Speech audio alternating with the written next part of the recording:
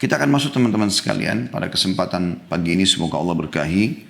Hadis nomor 116 dengan sanad sahih dan judulnya adalah keutamaan muadzin. Dan muadzin istilah bagi orang yang mengumandangkan azan. Kalau lantunannya azan, panggilannya. Kalau yang mengumandangkan lantunan azan itu dikenal dengan istilah muadzin.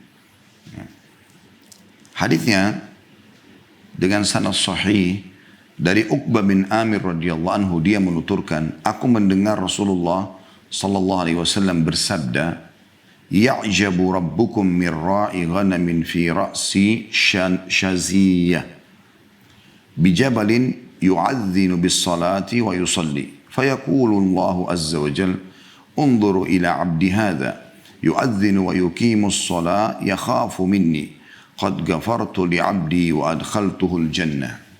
Ya. Saya ulangi. Ya'jabu rabbukum min ra'i ghanamin fi ra'si shaziyati bijabal yu'adhdhinu bis salati wa yusalli fayaqulu Allah azza wa jalla unzuru ila 'abdi hadha yu'adhdhinu wa yuqimu as-salata yakhafu minni qad ghafartu li 'abdi wa adkhaltuhu al-jannah. Terjemahannya, Rabb kalian, dan makna Rabb pencipta kalian, penguasa kalian, yang menghidupkan dan mematikan kalian, yang memberikan rezeki kalian, kagum terhadap seorang pengembala kambing di atas puncak bukit yang mengumandangkan azan untuk sholat dan dalam kurung sekaligus mengerjakan sholat. Jadi selain azan dia sholat. Lalu Allah yang maha mulia dan maha tinggi berfirman, lihat hambaku ini, dia mengumandangkan azan dan mendirikan sholat karena takut kepadaku. Sungguh aku telah mengampuni hambaku ini dan aku memasukkannya ke dalam surga. Hadis ini diriwayatkan oleh Abu Dawud dan An-Nasai. Kita akan bedah teman-teman sekalian seperti biasa hadis ini dan coba mengambil mutiara-mutiaranya. Semoga Allah subhanahu wa ta'ala mudahkan memberikan kepada kita hikmah-hikmah yang bisa kita ambil dari hadis ini. Potongan pertama, ya'jabu rabbukum. Rabb kalian kagum. Ini ada ya, pengisbatan sifat kagumnya Allah subhanahu wa ta'ala. Dan sudah sering kita bahasakan dari awal bahasan buku kita ini, pada saat kita membahas asma was sifat lillahi azza wa jal, nama-nama dan sifat-sifat milik Allah yang maha mulia dan maha tinggi, maka kita mengimani seperti apa adanya, tanpa kita mentakwilkan, mengalihkan atau interpretasi maknanya, tanpa juga kita mentaktilkan atau menolaknya, tanpa juga kita mentashbihkan atau menyerupahkan dengan makhluk. Ya. Jadi kita mengimani apa adanya. Allah kagum, ya Allah kagum. Dalam beberapa riwayat yang dinukil dari Nabi SAW, kalau Allah kagum dengan seorang hamba, berarti dia tidak akan dihisab oleh Allah. Karena perbuatannya ini. Dalam arti kata, Allah SWT akan menyelamatkan dia. Makanya closing hadis ini, Allah SWT ampuni dosanya dan Allah juga masukkan dia ke dalam surga. Jadi ini yang pertama tentang pengisbatan atau penisbatan sifat kagum Allah subhanahu wa ta'ala dan kita imani apa adanya. Lalu dikatakan terhadap, ya di sini, mirra'i ghanamin fi ra'si shaziyah bijabal. Allah kagum terhadap seorang pengembala kambing di atas puncak bukit. Ya. Di sini, kata sebagian ulama, dititik beratkan tentang pengembala kambing, karena umumnya pengembala kambing itu sibuk dengan kambingnya. Sibuk dengan kambingnya. Dan biasanya mereka membawa kambing cukup banyak. Sehingga dia mengawasi sana, mengawasi sini. Ya.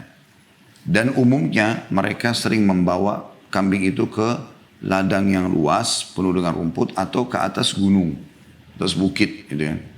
Kenapa di atas bukit? Karena dari atas, kalau di atas bukit, ya, biasanya rumput-rumputnya lebih segar, ya, kena udara terus, ya, dan juga si pengembala kambing ini bisa lebih leluasa memantau kalau ada dombanya yang lepas dari kumpulan domba-domba yang lain. Seperti itulah. Makanya dikasih perumpamaan sini dari seorang pengembala kambing di atas bukit. Dan juga menggambarkan tentang jauhnya pengembala kambing ini dari pemukiman. Karena di atas bukit jauh dari orang-orang gitu kan.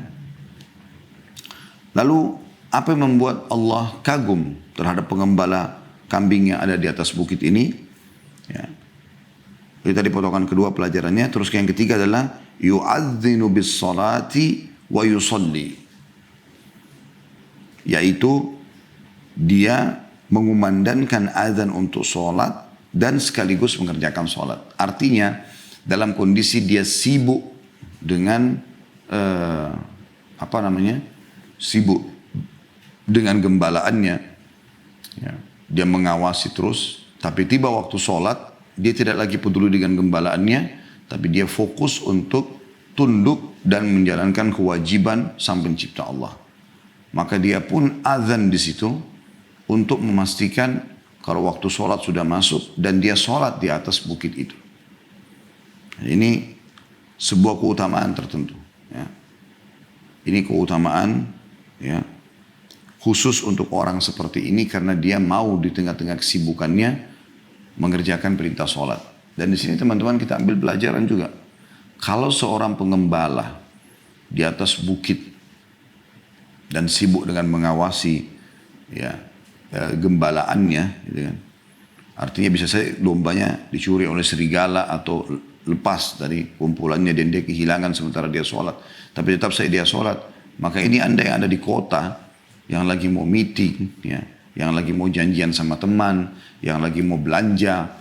Ini semua tentu lebih pantas untuk Anda meninggalkan semua itu, lalu Anda mengerjakan sholat. Nah, kalau pengembala kambing saya di atas bukit bisa mengerjakan, apalagi Anda yang ada di tempat yang ber-AC, ya, berhentikan meetingnya. Kita break untuk sholat. Pastikan itu. Bahkan jadikan itu sebagai peraturan awal sebelum meeting dimulai. Kita akan break di waktu sholat. Itu lebih penting daripada break makan ataupun nyemil ataupun snack dulu. Itu juga dengan ingin janjian sama orang. Semua ini teman-teman kita harus dahulukan sholat. Ya.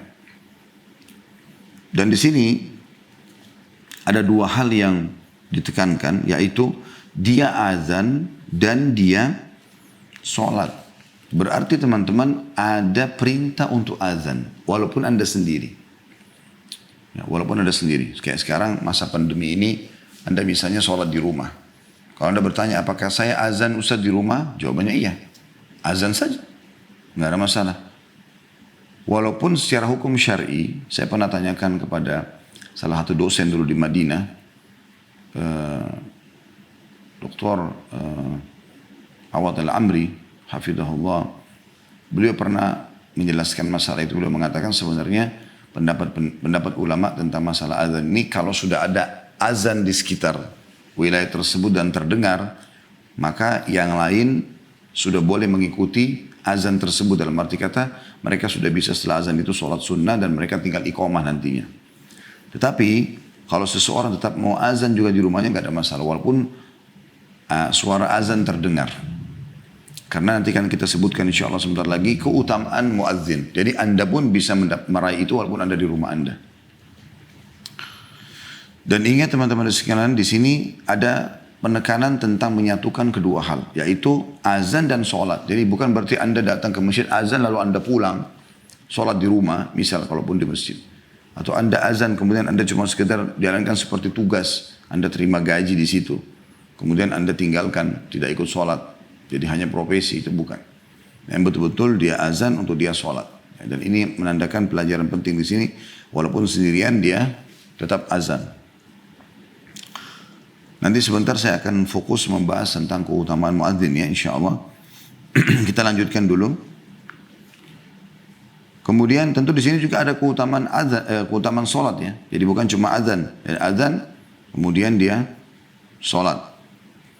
Maka Allah Subhanahu Wa Taala, ini potongan selanjutnya yang keempat ya. Maka Allah Subhanahu Wa Taala berfirman, "Fayaqulullah Azza wa Jalla, unzuru ila abdi hadza." lihatlah kepada hambaku ini. Ini perkataan Allah SWT kepada siapa? Kepada para malaikatnya. Ya, karena di sekitar Allah Subhanahu wa taala, di sekitar Allah Subhanahu wa taala, Allah ciptakan para malaikat, ada 8 pemikul arsy, ya. Ada malaikat-malaikat yang mulia dari Jibril, Mikail, Israfil, ya. Malaikat yang muqarrabun yang dekat dengan Allah Subhanahu wa taala. Semua itu Allah Subhanahu wa taala berfirman kepada mereka. Karena juga ada hadis yang lain tentang masalah keutamaan zikir. Ini pernah kita bahas ya. Di mana Nabi SAW bersabda, Allah Subhanahu wa taala berfirman, kalau seorang hamba mengingatku di dirinya, maka aku akan mengingatnya di diriku, kata Allah. Dan kalau dia mengingatku atau menyebutku di depan orang-orang, ya, maka aku pun akan menyebutkan dia di depan yang lebih baik daripada orang-orang itu. Maksudnya golongan para malaikat. Lihatlah hambaku ini, dia mengumandangkan azan dan mendirikan sholat karena takut kepadaku. Jadi ini ya, yang harus kita titik beratkan, yaitu dia mengumandangkan azan dan mendirikan sholat karena takut kepadaku. Jadi tidak ada orang yang lihat. Bisa saja dia tidak sholat. Tapi karena dia takut kepada Tuhannya, walaupun dia sendiri, hanya sama domba-dombanya, jauh dari keramaian, tetap dia sholat. Dan ini ciri orang beriman. Tidak ada sesuatu yang menghambat dia untuk mendekatkan diri kepada Allah Subhanahu wa taala, ya. Walaupun dia lagi sendirian. Bahkan orang-orang beriman yang imannya benar, mereka lebih senang beribadah dalam kondisi sendirian, kalau memang itu bukan ibadah yang diperintahkan untuk berjamaah. Seperti sholat malam, mereka lebih suka sholat sendiri, walaupun boleh orang berjamaah. Tapi kalau sholat wajib, anjurannya lebih dianjurkan berjamaah gitu kan. Tapi kalau sholat sunnah, dia lebih senang bersedekah, dia lebih senang tersembunyi, dia lebih senang membaca Quran, orang tidak tahu. Itu kesenangan orang-orang beriman. Karena dia tahu, dia ingin dekatkan diri kepada Tuhannya, Allah Subhanahu wa taala. Dia ingin meraih rahmatnya, dia ingin mendapatkan rezeki darinya, dia ingin diampuni dosanya dan takut kepada Tuhannya. Makanya pernah Umar bin Khattab, kalau yang saya pernah baca juga riwayat dari Ibnu Umar, salah satunya, ya. Mudah-mudahan tidak luput dari itu, dari Umar atau dari Abdullah bin Umar, anak beliau, radhiyallahu anhum ajma'in, pernah melewatin seorang pengembala domba. Kemudian berkatalah sahabat yang mulia ini, saya ingin menguji imannya pengembala domba ini. Saya mau tahu sampai sejauh mana ajaran Nabi Muhammad SAW sampai. Di padang pasir jauh sekali. Lalu dia mengatakan, kami musafir dan kami membutuhkan seekor domba. Bisa nggak kau jual kepada kami? Kata pengembala domba tersebut, saya hanya petugas yang diberi upah. Ini domba-domba ada pemiliknya dan saya bukan pemiliknya. Maka saya tidak bisa menjualnya karena amanahnya disuruh mengembalakan, bukan menjualnya. Maka kata sahabat yang mulia ini, kalau kau berminat, bilanglah kepada majikanmu, 1 ekor domba yang kau jual kepada kami diterkam oleh serigala dan kau bisa nikmati hasilnya. Tiba-tiba sahabat yang mulia ini kaget karena orang Arab Badui tadi langsung menangis. Tanpa direkayasa dia tiba-tiba menangis, lalu dia mengatakan, kalau begitu di mana Allah? Maka sahabat ini pun menangis sambil mengatakan, Maha suci Allah yang telah menyampaikan ajaran Muhammad dan menanamkan di dalam hati sebagai iman, ya, kepada pengembala domba seperti ini. Jadi orang subhanallah kalau sudah mengenal Tuhannya maka dia akan selalu merasa diawasi oleh Allah SWT. Ini tingkat tertinggi dalam agama kita, yaitu ihsan. Waktu Nabi SAW ditanya oleh Jibril dalam hadis yang masyhur, apa itu ihsan? Puncak perbuatan kebaikan. Kata Nabi SAW, an ta'budallaha ka'annaka tarah, fa in lam takun tarahu fa innahu yarak. Engkau menyembah Allah seakan-akan engkau melihatnya. Yakin betul Allah ada dan mengawasinya. Ya. Dan kalau kau tidak melihatnya, yakinlah dia melihatmu. Seperti itu sifat orang beriman, dan semoga Allah SWT karuniakan kita kepada kita semua ini. Maka orang ini sholat walaupun tidak ada yang lihat, dia azan untuk mengejar keutamanya karena takut kepada Allah Subhanahu wa taala. Potongan yang terakhir dari hadits ini adalah sungguh kata Allah, aku telah, ya, atau dalam bahasa Arab, qad ghafartu li abdi wa adkhaltuhul jannah, sungguh aku telah mengampuni hambaku ini dan aku memasukkannya ke dalam surga. Jadi dosanya semua dimaafkan dan dengan itu dia bisa masuk ke dalam surga. Pelajaran yang bisa kita ambil juga adalah keutamaan azan dan muadzin itu sendiri, teman-teman sekalian ya. Saya akan coba baca dari kitab Riyadhus Shalihin tentang bab khusus di bab 186 tentang keutamaan azan. Supaya kita jangan menyia-nyiakan ibadah ini. Karena tadi sudah kita jelaskan kalau boleh azan walaupun sendirian. Di masa pandemi seperti ini juga Anda azan di rumah. Hadits nomor 1040 dalam kitab Riyadhus Shalihin dari Abu Hurairah radhiyallahu anhu bahwa Rasulullah SAW bersabda, "La ya'lamun nasu ma fi nida'i was-saffil awwal thumma lam yajidu illa an yastahimu alaihi lastahamu alaihi walau ya'lamuna ma fi at-tahjiri lastabaqu ilaihi walau ya'lamuna ma fil atamati was-subhi la atauhuma walau habwa." Hadits ini riwayat Bukhari Muslim. Terjemahannya, seandainya kata Nabi SAW, orang-orang mengetahui keutamaan yang ada pada azan dan saf pertama. Artinya di sini azan ini, keutamaan azan ada 3. Di sini bisa bermakna 3 dan 3-3-nya masuk dalamnya. Yang pertama adalah keutamaan menjadi muadzinnya. Dia azan mengumandangkan orang untuk panggil orang sholat. Karena sebagian ulama menitik beratkan kalau imam memanen pahala makmumnya. Makmum panen pahala masing-masing. Tapi muadzin panen pahala imam dan makmum karena dia memanggil. Hayya 'alas shalah, hayya 'alal falah. Ayo mengerjakan sholat, ayo menuju kepada kemenangan. Ya.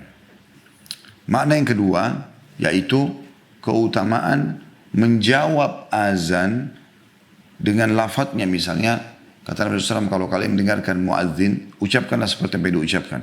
Allah Akbar, kita juga bilang Allah Akbar, Allah Akbar. Asyhadu an la ilaha illallah, kita juga bilang asyhadu an la ilaha illallah. Asyhadu anna Muhammad Rasulullah, kita juga ikut asyhadu anna Muhammad Rasulullah. Tapi di kalimat hayya 'alas shalah dan hayya 'alal falah, kata Nabi SAW, ucapkan la haula wa la quwata illa billah. Kemudian Allah Akbar, la ilaha illallah. Seperti itulah. Nah, ini ada keutamaan tersendiri. Kita mengikuti apa yang diucapkan muadzin. Lalu kata Nabi SAW, setelah itu ucapkanlah salawat kepadaku, karena siapa yang mengucapkan sekali, maka dia akan diberi jawab oleh Allah 10 kali. Gitu kan. Kemudian makna yang ketiga, yaitu menjawab azan itu dengan segera pergi mengerjakan sholat. Dan sekali lagi saya bilang, 3-3-nya masuk dalam makna ini. Seandainya orang-orang mengetahui keutamaan yang ada pada azan, menjadi muadzinnya, mengucapkan apa yang diucapkan muadzin, segera mengerjakan sholat karena sudah dengar azan, meninggalkan aktivitas yang lain. Dan saf pertama, kalau masuk di masjid, dia langsung di saf paling depan, di belakang imam. Kemudian mereka tidak bisa mendapatkannya kecuali dengan mengundi atau saling bersaing. Niscaya mereka akan mengundi untuk mendapatkannya. Sebagian salafus saleh mengatakan, kalau ada orang mendapatkan keutamaan 2 ini, azan dan saf pertama, maka niscaya, dan saya belum mendapatkannya, niscaya saya bersedia membayar dengan seluruh harta saya. Yang penting dia mau memberikan kesempatan buat saya untuk menjadi muadzin ataupun menjadi atau menempati tempat saf pertama yang sudah dia isi. Lalu masih ada lanjutan hadis berbunyi, seandainya mereka mengetahui keutamaan di balik mendatangi sholat lebih awal, begitu azan langsung sholat, tentu mereka akan berlomba memperebutkannya, karena beda pahalanya antara orang yang takbiratul ihram pertama Allahu Akbar sama imam, dengan orang yang datang sudah waladhdallin, dengan orang yang datang masbuk 1 rakaat, dengan orang yang datang masbuk 2 rakaat, orang yang datang di tahiyat terakhir, orang yang ketinggalan jemaah pertama, dia masuk ke jemaah kedua, beda semua. Jadi orang makin awal waktu begitu azan Anda berhenti semua aktivitas. Gak ada negosiasi urusan dunia. Selesai. Berhenti, wudhu, langsung sholat di awal waktu. Kalau mereka tahu apa yang ada di situ, di sholat lebih awal, tentu mereka akan berlomba memperebutkannya. Dan lanjutan hadisnya, dan seandainya mereka mengetahui keutamaan yang ada pada sholat isya dan subuh, tentu mereka akan mendatangi keduanya meskipun dengan merangkak. Nanti insya Allah kita akan bahas secara khusus itu ya. Ada bab sendiri nanti kita bahas masalah keutamaan sholat-sholat wajib ini. Selanjutnya, hadis nomor 1041 dari Muawiyah radhiyallahu anhu, dia berkata, saya mendengar Rasulullah SAW bersabda, al-muadzzinuna atwalun nasi a'naqan yaumal qiyamah. Para muadzin adalah manusia yang paling panjang lehernya pada hari kiamat. Diriwayatkan oleh Imam Muslim. Ada penjelasan di sini. Kata Imam Nawawi, saya katakan, mereka menafsiri secara majaz, tapi menurut saya tidak ada masalah bila ditafsirkan secara hakiki. Bahkan ini merupakan hukum asal, dan hal itu merupakan satu keistimewaan yang diberikan oleh Allah SWT kepada para muadzin yang ikhlas, yang mengikuti sunnah. Artinya banyak orang mengatakan yang dimaksud sini adalah kemuliaan yang Allah berikan pada hari kiamat. Jadi bukan lehernya panjang sebenarnya. Kata Imam Nawawi mengatakan tidak ada salahnya juga dimaknakan apa adanya. Allah panjangkan lehernya, maksudnya Allah perlihatkan dia di depan makhluk yang lain lebih tinggi jadinya. Karena mereka adalah para muadzin, supaya orang tahu ini muadzin. Seperti itulah.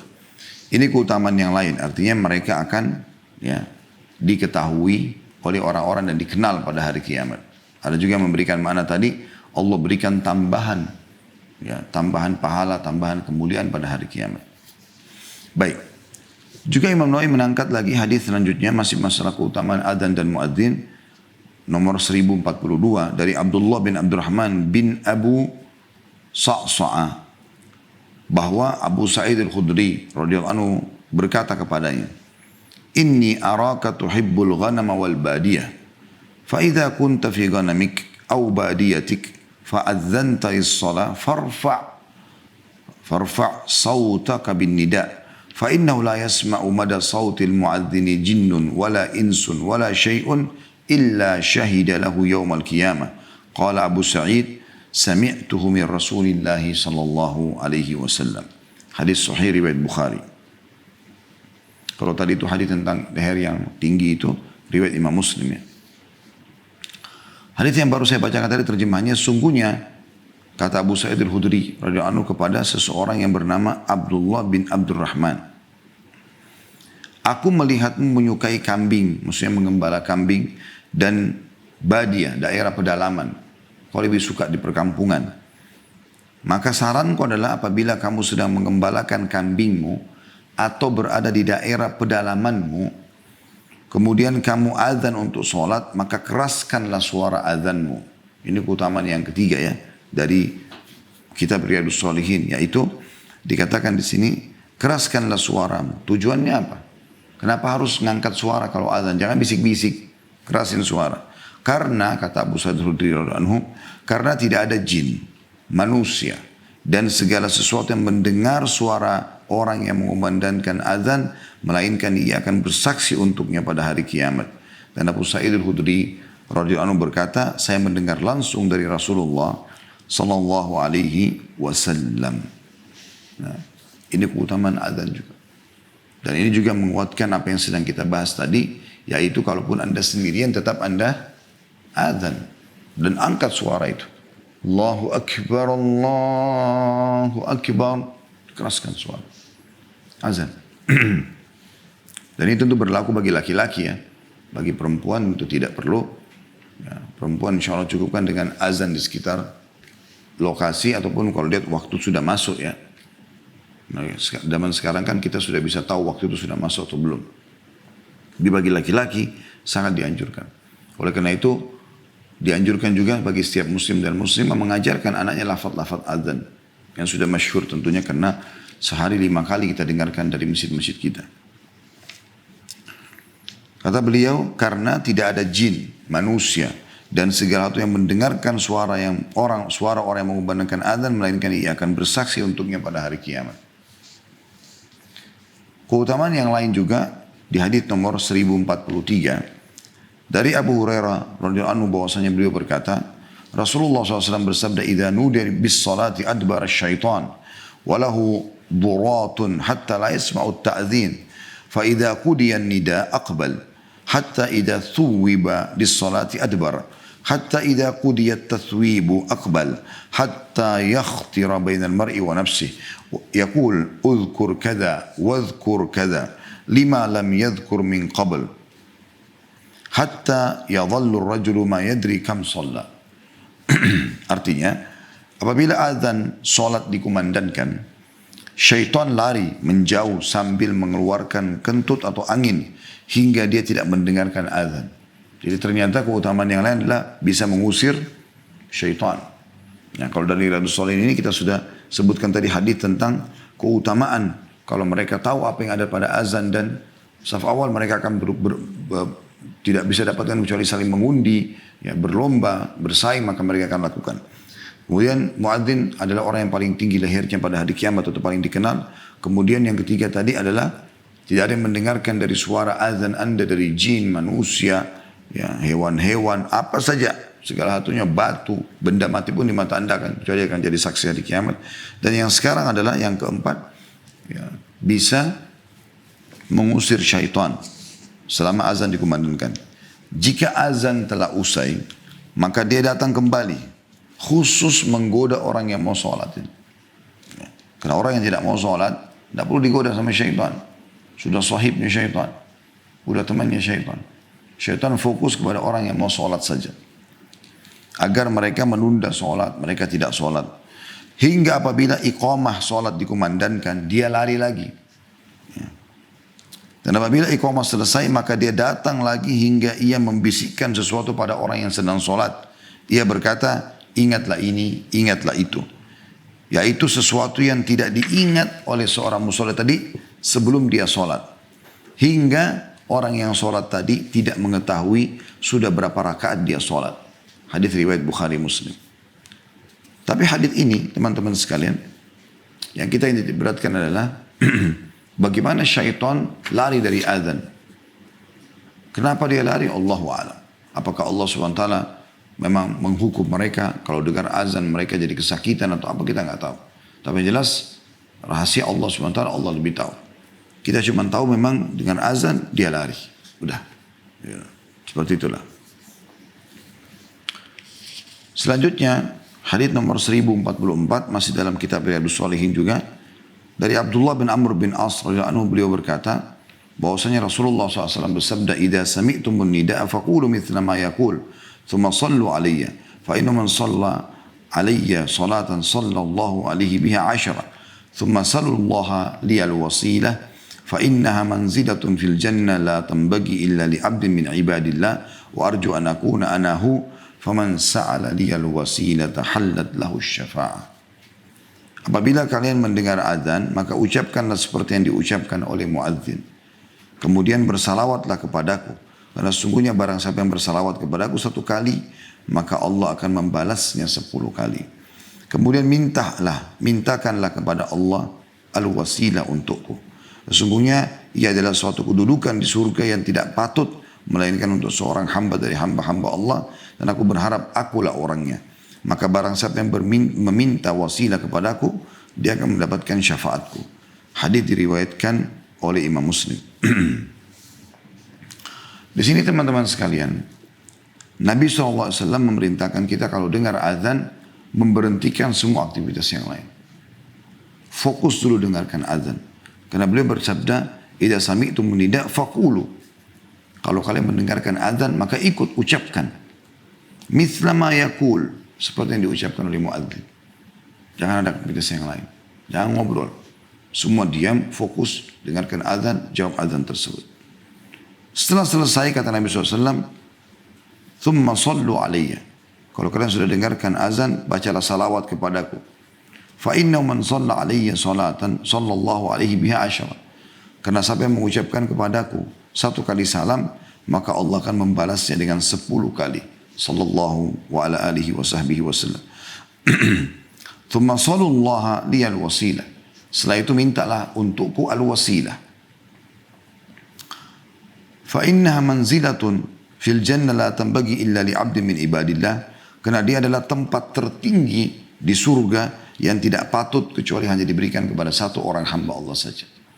Jadi al-wasilah tempat tertinggi, termewah, terles di surga. Dan hanya untuk satu orang. Wa arju an akuna anahu. Dan aku berharap akulah orang itu. Faman sa'ala liyal wasilah tahallat lahu syafa'ah. Siapa yang memintakan untuk al-wasilah maka dia akan mendapatkan syafaatku. Dan ini dikuatkan dengan hadis yang lain dari Jabir radhiyallahu anhu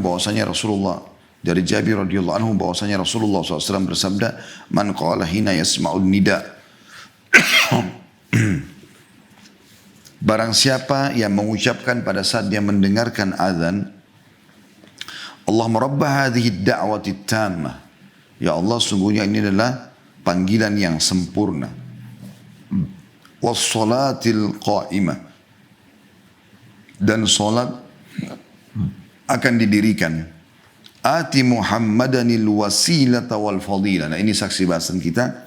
Karuniakanlah kepada Nabi Muhammad SAW al-wasilah. Tadi tempat tertinggi di surga. Wal fadilah dan keutamaan-keutamaan. Wab'athu maqaman mahmudanil ladhi wa'attah. Dan berikanlah dia maqam terpuji atau kedudukan yang tertinggi, yang telah engkau janjikan kepadanya. Maka Nabi SAW mengatakan, halat lahu syafa'ati yaumal qiyamah. Dia pasti akan dapat syafaatku atau pertolonganku pada hari kiamat. Pada hari kiamat. Jadi ini perintah agar pada saat azan kita fokus dengarkan dan jawab seperti apa yang diucapkan muadzin supaya dapat keutamaan. Juga setelah itu kita bacakan salawat kepada Nabi SAW, terutama salawat Ibrahim ya. Dan salat yang dikenal salawat Ibrahim, salat di tahiyat. Allahumma salli ala Muhammadin wa ala ali Muhammadin kama sallaita ala Ibrahim wa ala ali Ibrahim innaka Hamidum Majid wa barik ala Muhammadin wa ala ali Muhammad kama barakta ala Ibrahim wa ala ali Ibrahim innaka Hamidum Majid. Baru Anda baca masuk ke doa tadi, Allahumma rabba hadhihi da'wati tammah was salatil qa'imah آتِ محمدا الوسيلة والفضيلة وابعثه مقاما محمودا الذي وعدت إنك لا تخلف sampai di sini saja. وابعثه مقاما محمودا الذي وعدته. Itu dalam riwayat tadi kita bacakan. Kemudian teman-teman sekalian tinggal dua hal yang saya ingin titik beratkan dalam masalah adzan ini, yaitu hadis dari Sa'ad bin Abi Waqqas radhiyallahu anhu. Dari Nabi SAW beliau bersabda, "Man qala hina yasma'un mu'adzin asyhadu an la ilaha illallah wahdahu la syarika lah wa anna Muhammadan abduhu wa rasuluh raditu billahi rabba wa bi Muhammadir rasula wa bil islami dina ghufira lahu dhanbu." Barang siapa, kata Nabi SAW, yang ketika mendengar azan ia mengucapkan asyhadu an la ilaha illallah wahdahu la syarika lah. Aku bersaksi bahwasanya tidak ada Tuhan yang berhak disembah kecuali Allah, tidak ada sekutu bersamanya. Wa anna Muhammadan abduhu wa rasuluh, dan Muhammad benar-benar hamba juga utusannya. Lalu dia baca raditu billahi rabba, aku ridha Allah sebagai Tuhanku. Wa bi Muhammadir rasula, dan Muhammad adalah utusan Allah. Wa bil islami dina, dan Islam sebagai agama, maka akan dibersihkan seluruh dosa-dosanya. Ini teman-teman, ada sebagian ulama mengatakan dianjurkan dan lebih tepat diucapkan pada saat muadzin mengucapkan dua kalimat syahadat. Jadi kalau muadzin mengatakan asyhadu an la ilaha illallah, misal Anda mengatakan wa ana asyhadu an la ilaha illallah wahdahu la syarikalah wa asyhadu anna Muhammadan abduhu wa rasuluh raditu billahi rabba wa bi Muhammadir rasula wa bil islami dina. Atau pada saat muadzin membaca asyhadu anna Muhammadar Rasulullah, misal kita baca juga wa ana asyhadu. Salah satunya Anda pilih ya. Jadi syahadat ini. Ada juga yang mengatakan boleh dia baca selama azan dikumandangkan. Dan ini keutamaan yang luar biasa. Anda cuma ucapkan dua kalimat syahadat. Asyhadu an la ilaha illallah wahdahu la syarikalah wa asyhadu anna Muhammadan abduhu wa rasuluh. Lalu ditambah dengan raditu billahi rabba. Aku ridha Allah sebagai Tuhan. Wa bi Muhammadir rasulah, dan Muhammad sebagai utusan Allah. Wa bil islami dina, dan Islam sebagai agama, maka dibersihkan dosa-dosa yang telah lalu. Ini kalau teman-teman yang biasa baca zikir pagi petang, Maka zikir ini ada ya. Raditu billahi robba. Tapi di zikir pagi petang didahulukan Islamnya. Wabil islami dina wabil Muhammadin Nabi yang wa rasulah gitu kan. Kalau di sini enggak. Muhammad SAW dulu baru Islam. Raditu billahi robba wabil Muhammadin rasulullah bil islami dina. Yang terakhir teman-teman dalam bahasan masalah azan ini adalah hadis dari Anas radhiyallahu anhu. Beliau berkata Rasulullah SAW bersabda ad-du'a la yurad bainal adhani wal iqamah. Ketahuilah doa di antara azan dan iqamah tidak akan ditolak. Diriwayatkan oleh Abu Dawud, Tirmidzi dan beliau mengatakan hadis hasan sahih. Nah ini teman-teman yang kita sayangkan banyak sekali orang di antara kita. Semoga Allah berikan hidayah. Termasuk juga saya mendoakan diri saya sendiri supaya jangan sampai luput ya. Selalu melalaikan masalah ini. Begitu dengarkan azan, ya, misal terlintas lagi naik mobil di pinggir jalan dengar azan. Cari radio yang sedang azan. Supaya Anda tidak kehilangan untuk mengikuti muadzin. Gitu kan. Jangan kehilangan tadi diampuni dosanya hanya mengatakan asyhadu an la ilaha illallah wahdahu la syarika lahu wa asyhadu anna Muhammadan abduhu wa rasuluh. Raditu billahi rabba wa bi Muhammadir rasul wa bil islami dina. Juga Anda begitu selesai muadzin mengatakan la ilaha illallah, sudah selesai, Anda baca salawat, ya, baca tadi doa, Allahumma rabba hadhihi da'wati tamma was salatil qa'imah ati Muhammadan al-wasilah wal fadilah wa ba'ath maqaman mahmudan alladhi wa'adta. Kemudian Anda masuk ke doa Anda. Doa apa saja dalam bahasa Indonesia pun boleh. Walaupun lagi di mobil, walaupun lagi di motor, gitu kan. Azan tidak akan mengambil waktu yang lama. Anda gunakan kesempatan emas itu diterima doa.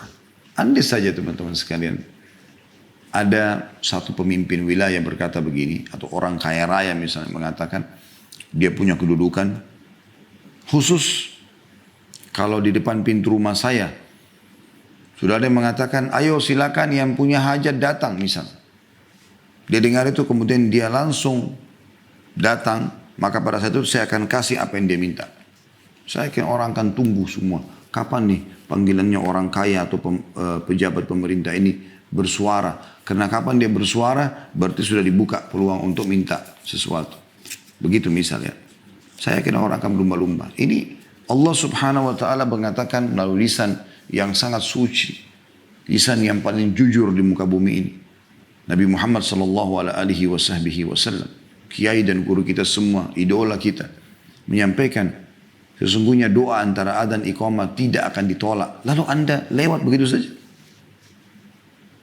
Jelas, minta apa saja. Minta diberi kekayaan, keturunan, sembuh penyakit, dan Anda punya kesempatan sehari 5 kali. 5 kali adzan. Untuk sholat wajib. Begitu mulianya Allah subhanahu wa ta'ala yang telah memudahkan buat kita semua agar meraih pahala di sini. Baik teman-teman sekalian, itu bahasan tentang masalah adzan, ya, keutamaan adzan insyaallah. Saya melihat waktu sudah menjelang 11:30 ya. Maka kemungkinan saya akan buka pertanyaan saja. Karena khawatir kalau saya masuk ke bahasan judul yang setelahnya, nanti waktunya tidak mencukupi. Jadi masalah keutamaan sholat subuh dan asar insya Allah kita akan bahas nanti di pertemuan akan datang itu. Berikut juga dengan keutamaan berdiam di masjid dari maghrib hingga isya ya.